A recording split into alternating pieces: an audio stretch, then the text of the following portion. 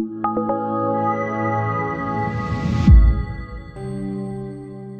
about Yitzhak Kislev, that's our topic, Yitzhak Kislev. Yitzhak Kislev is called Rosh Hashanah L'Dach, right? It's called Rosh Hashanah L'Chassidus. When did that start? Where did this idea of Rosh Hashanah L'Chassidus begin? The Rebbe Rashab wrote a letter 111 years ago, Tofresh Samach Beis, now we're holding, 121 years ago. Oh, time flies. Now it's Tov Shin Pei Gimel, Tofresh Samach Beis, which would be 1901 to 1902, is 121 years ago. He wrote a letter to the Frierdiker Rebbe about Yitzhak Kislev. The reason he wrote this letter was because the Rebbe Rashab liked very, very much to be in Lubavitch Yitzhak Kislev. The Rebbe Rashab and the Frierdiker Rebbe made a yeshiva, Temchet Mimim, as I'm sure you're aware. And the Rebbe Rashab used to refer to the Bachrim in the yeshiva as the kinder, which means in English, the children. That's how they looked at the Tmimim, the kinder, they were their children. And the relationship, certainly in the earlier years when the yeshiva was small, and if I may say so, more elite, was very intimate. The Rebbe Rashab, I mean, this is one of the ideas that I sort of imagine in my head. The Rebbe Rashab acted as a Rebbe who was a mashpia, posher mashpia, to Bachrim, which is very intense, to think that your mashpia is the Rebbe himself. So the Rebbe Rashab was very deeply, deeply involved with the Bachrim, and every year Yitzhak Kislev, he made it his business to be in Lubavitch. In Samach Beis, in 1901, he couldn't be in Lubavitch for some reason. It was either health, or Askanis, or some other reason, either one reason, or another reason, or a third reason, or a fourth reason. I don't know any of them. So he wrote a letter. This letter was dated Tezayin Kislev Tafesh Samach Beis, the 16th day in the month of Kislev, which happens to be a significant date in itself, because that is the Yom HaBris of the Mittel Rebbe. That's the day of the Bris of the Mittel Rebbe, Tezayin Kislev. Mittel was born Tes Kislev, right? This past week we talked about the Mittel Rebbe. Tes Kislev is the birthday of the Mittel Rebbe. You count 8 days. The 8th day from Tes Kislev is Tezayin Kislev. So the 16th day of the month of Kislev, the Rebbe Rashab wrote a letter to the Frierdiker Rebbe as his participation in the Farbrengen of Yitzhak Kislev.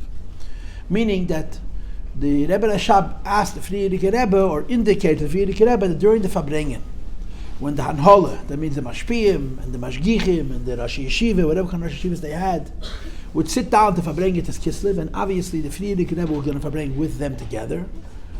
They should read this letter. This letter is very famous.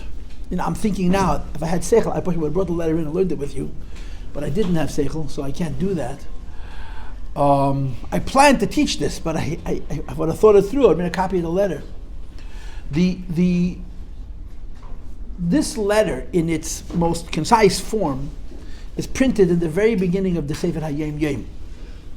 If you know how the Hayom Yom goes, the original Hayom Yom is that every page, every 2 pages is a week. The right side of the page is Thursday, Friday, Shabbos, and the left side of the page is Sunday, Monday, Tuesday, Wednesday. Every week is exactly the same. The Hayom Yom is very symmetrical. You open up any page of the Yom, you have 7 days. Thursday, Friday, Shabbos, Sunday, Monday, Tuesday, Wednesday. On the page right there, the Zel Bezach. The Hayom Yom begins with the Shoshana L'Chassidus, Yitzhak Kislev. In Tafshin Gimel, and by the way, this Yitzhak Kislev, this is interesting. This Yitzhak Kislev is the 80th anniversary, 80 years exactly, since the Rebbe gave out the Hayom Yom in Tafshin Gimel, 1942, now we're holding 2022. If Yitzhak Kislev is Shabbos, so the left side of the page is going to have Sunday Chav Kislev, Monday Chav Aleph Kislev, Tuesday Chav Beis Kislev, Wednesday Chav Gimel Kislev. The right side of the page is going to have Shabbos Yitzhak Kislev, which leaves you about 2/3 of a page empty. So that 2/3 of a page, if you could picture the original Hayom Yom, in that 2/3 of a page, the Rebbe printed that letter that I'm referring to, this letter that I'm talking about. It's not the whole letter, because the letter is actually longer, but the Rebbe took out quotes from that letter, the most important words, and he pasted them into the beginning of the Sefer Hayom Yom. Of course, the most important line in that letter is that the Rebbe Rashab writes, Nira li shehu Rosh Hashanah l'dach. The Rebbe Rashab writes, it's my opinion, I think, that Yitzhak Kislev is Rosh Hashanah for Chassidus. Yitzhak Kislev is Rosh Hashanah for Chassidus. When the Rebbe paraphrases the words of his grandfather-in-law, of the Rebbe Rashab, he takes out the nidali. Right? The Rebbe Rashab says, I think, maybe you could say that Yitzchak Kislev is a Shoshana L'Dach. The Rebbe says it as a matter of fact. Yitzchak Kislev is a Shoshana L'Chassidus. And there's a lot of details in this letter that speak to what Chassidus is. What Chassidus is. And some very powerful lines in there. One of them is that the Rebbe Rashab writes, Zeh Hayem Tchilas Masecha. Right? Zeh Hayem Tchilas Masecha said about the Rosh Hashanah. And the Rebbe Rashab writes about Yitzchak Kislev, Zeh Hayem, this day Yitzchak Kislev is Tchilas Masecha. And he explains, if the world was created Rosh Hashanah, and Rosh Hashanah is Tchilas Masecha, so what do I mean? The Yitzchak Kislev is Tchilas Masecha. So the Rebbe Rashab writes, Eimek Pnimiyas HaKavanah. There's a Kavanah and there's a Pnimiyas HaKavanah. There's the Kavanah of the world, and then there's the Pnimiyas HaKavanah of the world. The Pnimiyas HaKavanah of the world has to do with Chassidus, with Pnimiyas HaTeirah. You also have a prayer. The whole thing is a few lines that begins with the words Mima'amakim, where the Rebbe Rashab says, I'm praying from the depths of my heart that we should all be zoiche to use the gift of Chassidus that the Rabbeim gave us to be Chassidim. That's basically what he writes. Where is the whole letter? Where's the whole letter? Igros Kodesh. They have the Rebbe Rashab Igros Kodesh. There's 6 volumes today in print. It's either in Kerach Rishon or Kerach Beis.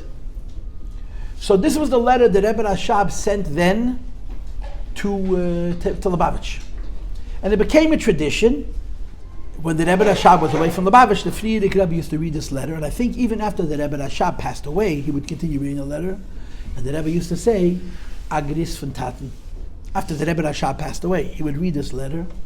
And he would say, Agris von Taten, regards from my father, regards from the Rebbe Rashab.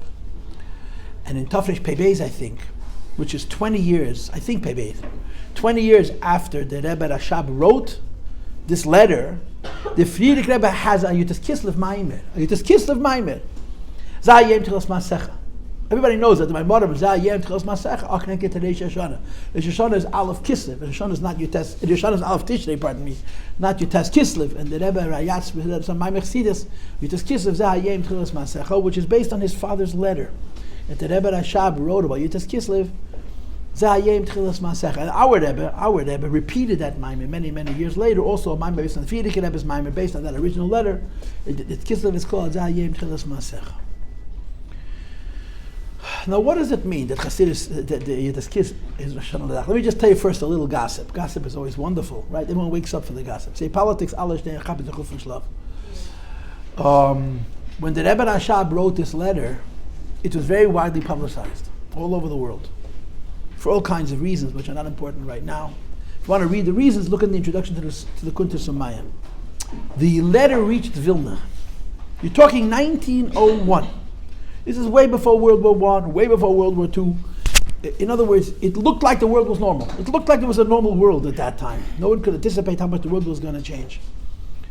Vilna was an Ir V'Em Yisrael. I don't need to tell you. Vilna was a city full of Chachamim and Seferim. There was a lot of Torah, a lot of Yira, a lot of Yiddishkeit. But Vilna was a Litvische city. It was a Mesnagdische city. There were Chassidim in Vilna. There were Chassidische Shtiblach in Vilna. Chassidim and Mesnagdim were not fighting, but they still had differences of opinion. So the Rav of Vilna, the Reish Av Bezin, the head of the Bezin of Vilna, was a very big god. His name was Reb Chaim Ezer, Reb Chaim Ezer Gudzinski. Chaim Ezer. Chaim Ezer was a Litvak. He was a Mesnagid. But Reb Chaim Ezer loved Chassidim. He loved Chassidim. He had a very special relationship with the Frierdiker Rebbe.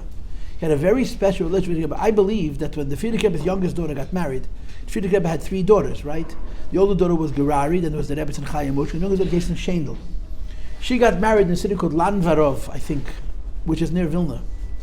I think the Frierdiker Rebbe waited a couple of hours to make the chasana because he wanted Reb Chaim Ezer to participate. That's how special a connection they had. Reb Chaim Ezer was a very powerful man in Lita, and the Frierdiker Rebbe came from Russia.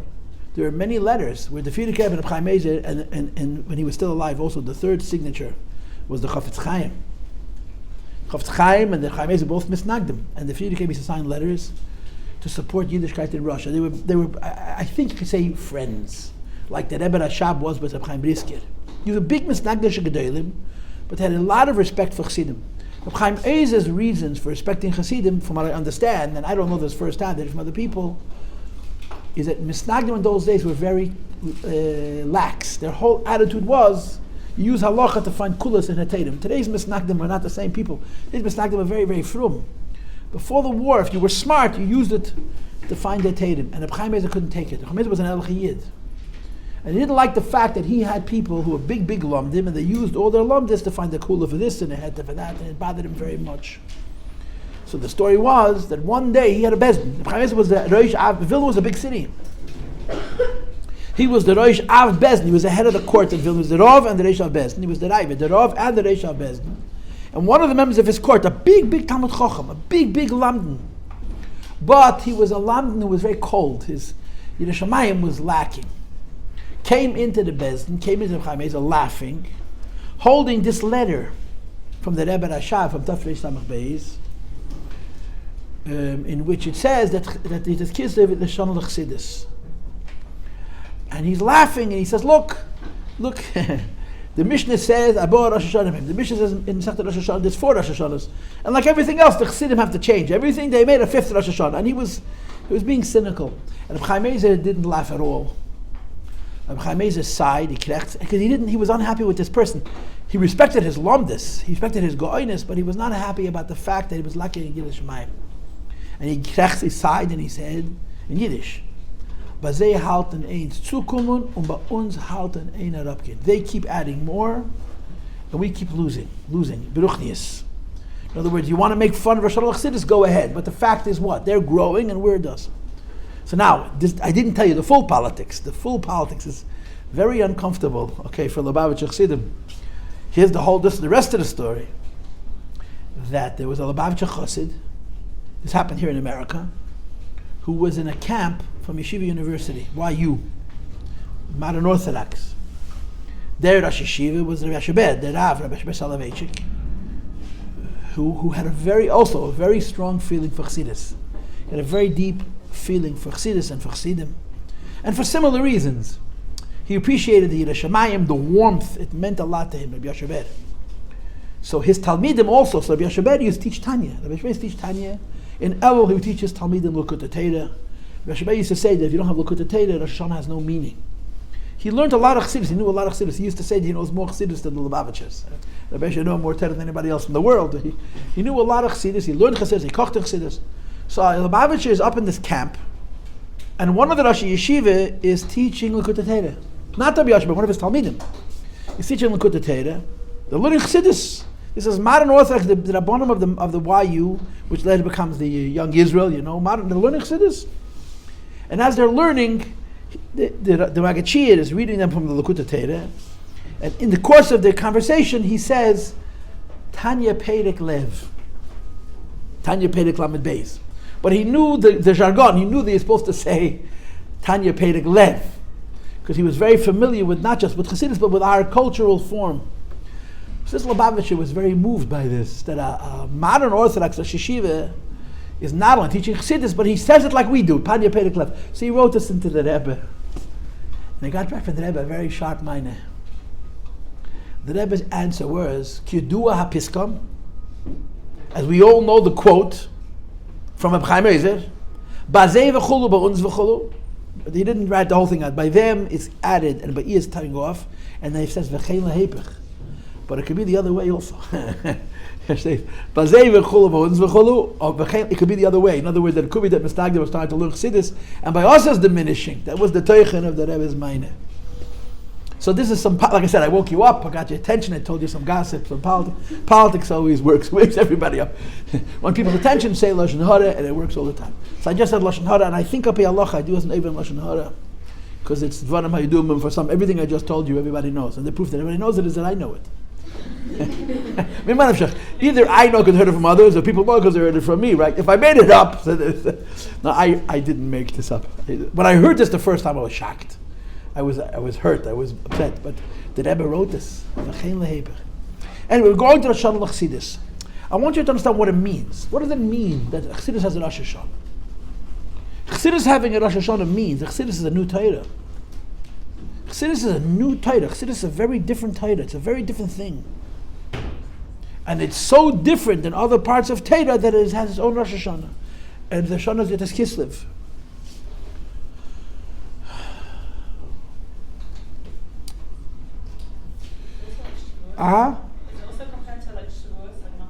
So the Rebbe has siches where, this is interesting, that in Samach Vov, the Rebbe Rashab writes that Lag BaEmer is Matan Teira of Primis HaTeira. That the Rebbe Rashab writes, Lag BaEmer. Because Shavuos is the 50th day, because after the 50th gate of Bina. But it says in Chassidus that in Kabbalah that the Chochmah is 32 Lamed Beis Nesives. So Lamed Gimel, Lag BaEmer is higher than the Lamed Beis Nesives Chochmah. This is the Rebbe Rashab says in the Sfartim and Samach Vov that the Lag BaEmer is Rosh Hashanah, is Matan Teira of Primis HaTeira. But the Rebbe says what you said. That Yutas Kislev is Rosh Hashanah and it's Simchas Teira and it's Yom Kippur. All the holy days are crunched into the 48 days of Rosh Hashanah. No. Primis HaTeira. He doesn't ask questions and give answers. He just writes what he wants to write. Emek Pnimius Kavanas Teres. I forgot the words, but it's. Just like the word was chicken to Matan Teira. He also makes a comparison. To Matan Teira, you think maybe. So this is what I want to talk about. What is it that makes Chassidus such a new Torah, such a different idea? So in a word, in a word, what makes Chassidus a new Torah? This is my quotable quote. Okay, you'll either quote me or you won't quote me, but I think this is a very succinct way. It's a very succinct way of articulating comprehensively the Chiddush of Chassidus. Chassidus changed the center of gravity of Yiddishkeit, where the most important thing is not Torah and Mitzvos, the most important thing is the Yid. I'll say it one more time.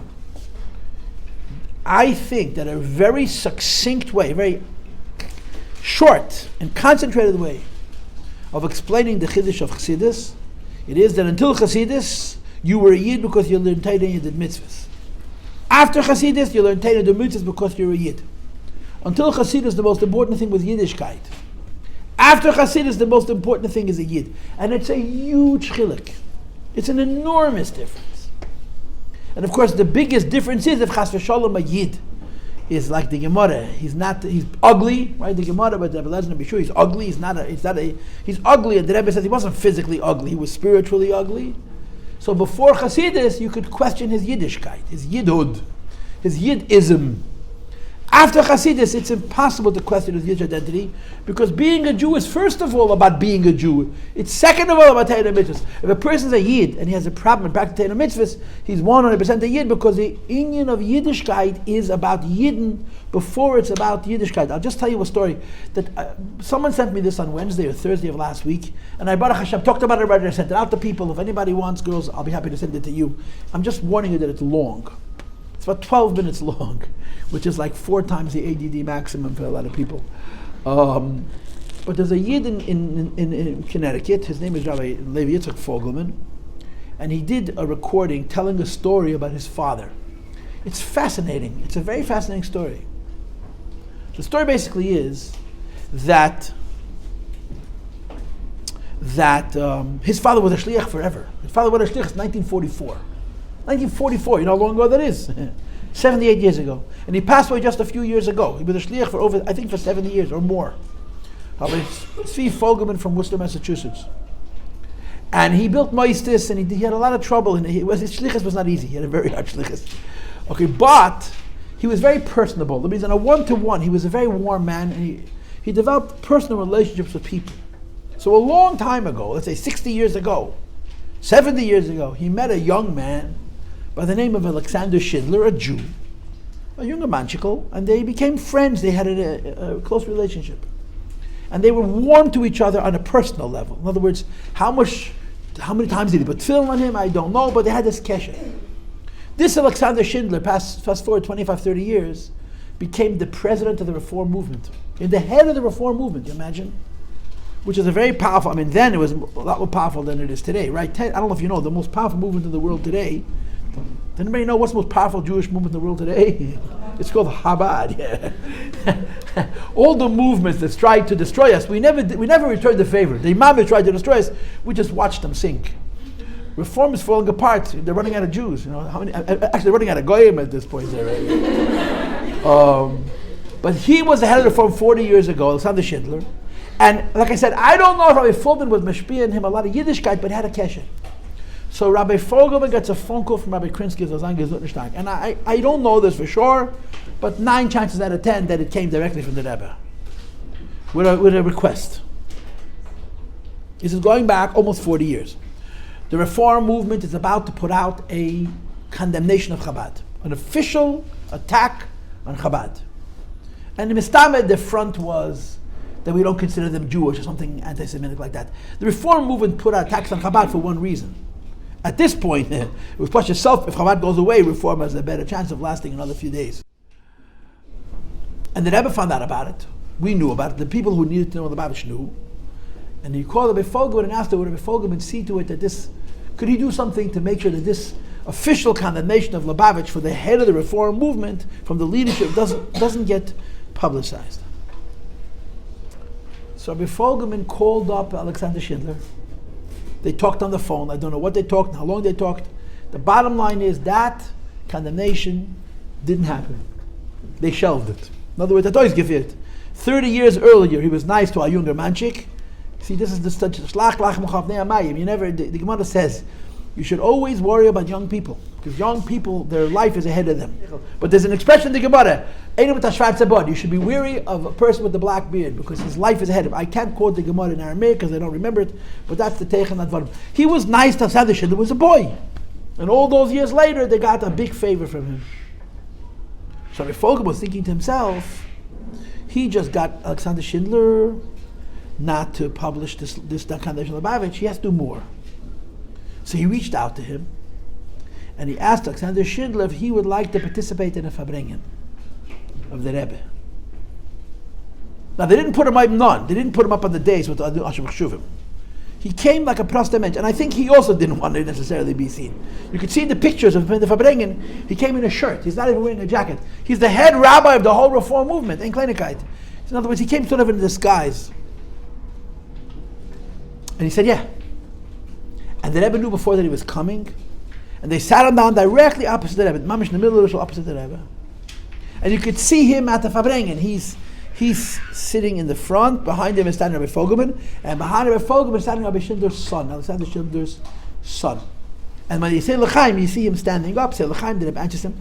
His son is still alive. He's gone. Alexander Schindler is no longer alive, so they couldn't interview him. But his son is interviewed, and his son says it was a strange thing. My father and I walked into this environment where we should have felt like aliens. We should have felt completely uncomfortable because this is the enemy, you know. He said we felt strangely embraced. He felt so at home. He said my father, both and I felt very, very comfortable and at home. And the Rebbe answered him L'chaim. It was very varm, it was very gishmak, it was very beautiful. He came and he stood and he said L'chaim and so on and so forth. Shai. This is the end of that story. And of course, after that, they continued to be in touch. Rabbi Fogelman and Rabbi Schindler remained in touch. About a year later, Rabbi Schindler writes Rabbi Fogelman a letter.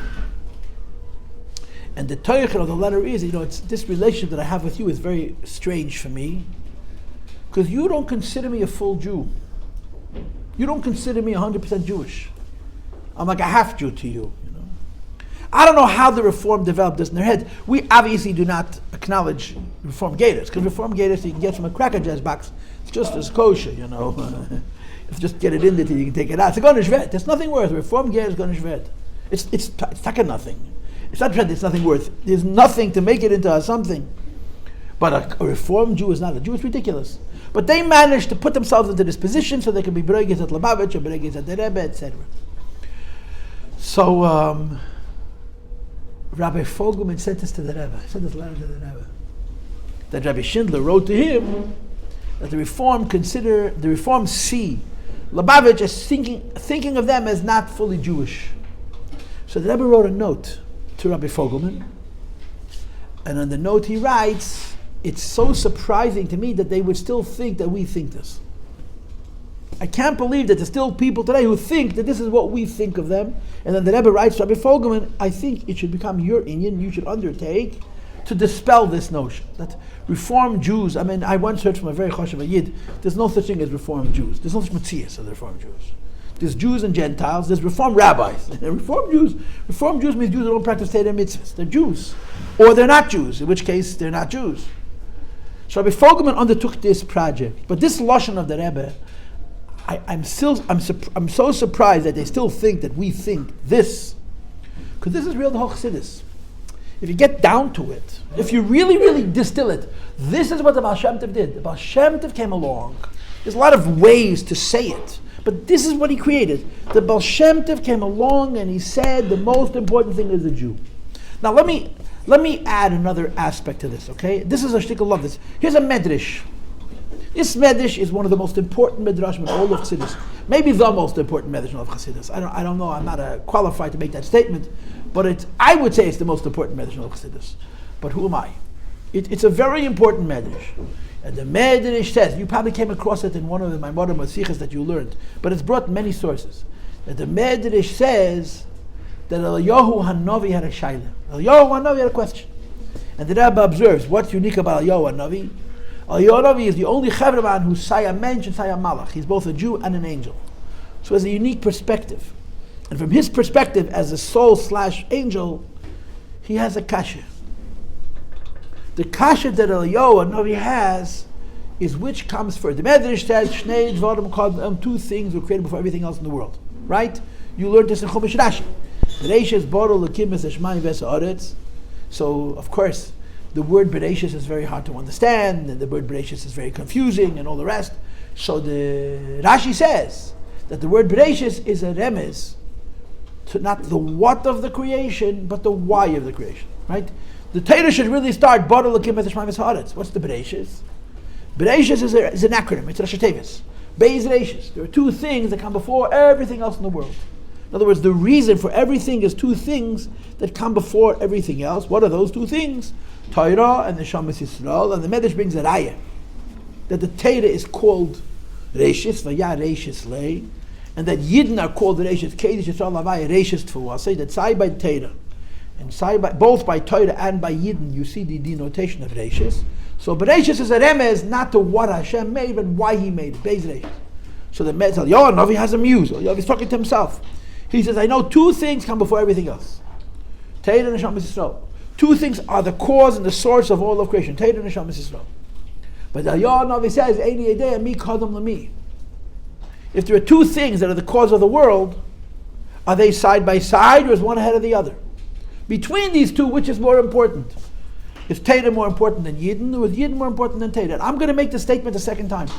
I feel that it's correct to say that until the Baal Shem Tov, the answer to that question would have been Torah and Mitzvos. You're Jewish because you practice Judaism. After the Baal Shem Tov, the answer would be a Yid. And you practice Yiddishkeit because you're Jewish, not the other way around. So Yonavi asks the question. Any idea I don't know which comes first, Torah and Shamas, and then he answers his own question. I look into the Torah, and when I see that in the Torah it says, "Vayidaber Hashem al Moshe al Bnei Yisrael, Vayidaber Bnei Yisrael, Tzavas Bnei Yisrael, Lamed Bnei Yisrael," the whole Torah is filled with Hashem giving instructions to Yidden. And here's the quotable quote: "Oimer ani." Eliyahu Navi says, "It's my opinion." Oimer ani. That's the lashon. It's unusual lashon. Oimer ani. It's my opinion. The thought of the Jewish people comes before everything, even the thought of Torah. This medrash, I would like to believe, is a midrashic source to the sheet of Chassidus. What's the sheet of Chassidus? That before there's Yiddishkeit, there's a Yid. The most important thing in our religion is not the Torah and Mitzvos. The most important thing in our religion is a Yid. Now, where does it get tricky? Where does it get tricky? Where does it get tricky? Yeah. I thought about the fact that when a Jew stops keeping Torah and Mitzvos, it can lead to there being a lack of a Jew, like in a very practical sense, assimilation and marrying non-Jew and having non-Jewish kids. Like, there's a reason that Torah and Mitzvos, a Jew is dependent on that. For sure, but it's the Torah Mitzvah serving the Jew rather than the Jew serving the Torah Mitzvahs. That's the word. And just for the record. It's a pasuk in Tanakh. What's the pasuk in Tanakh? Anybody know what pasuk I'm thinking of? If you know this pasuk, I'll give you a gold star. Where is it not? In Sefer Shoftim. Sefer Shmuel. It's the story of Abigail, I think. Maybe I'm wrong. Maybe I'm mixing it up with something else. Lo yidach mimenu nidach. You know what that means? Hashem does not allow for a Jew to get lost. He doesn't let it. A Jew to get what? To get lost. Assimilation, you mentioned, and intermarriage, Achman al-Itzlan, and Chas v'Shalom, all kinds of terrible things. The Pasuk says, Eib Tzadar needs to tell the key if there's a godly spark. And specifically, a Yiddish efung, a Jewish spark, the Eibush is going to fish it out of the water and schlep it in. That's no Jew will be, the Eibush does not allow a Jew to get lost.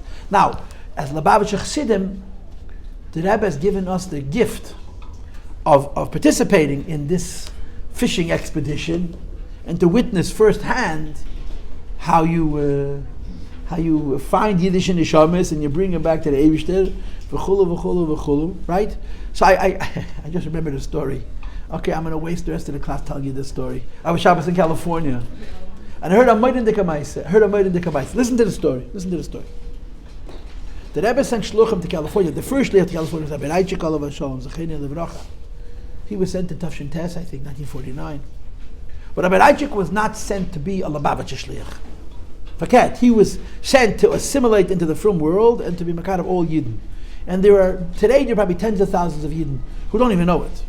That if Rabbi Reichik had not come to California, they would not be frum at all, because their parents wouldn't have been frum.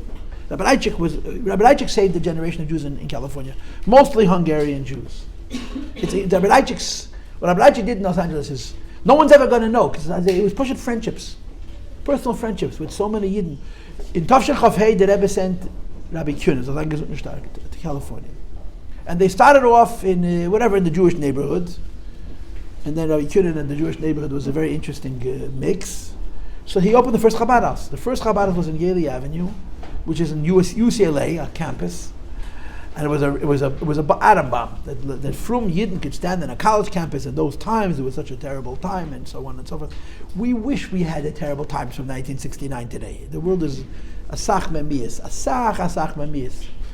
We have much more tolerance for not edel azach than we had then. Anyway, the Rebbe sent him a message that the second Chabad house has to be in where's the Michigan? Where is in Northern California? In Berkeley. Avia Veis HaMishigoyim. Right? So, but they didn't have a person.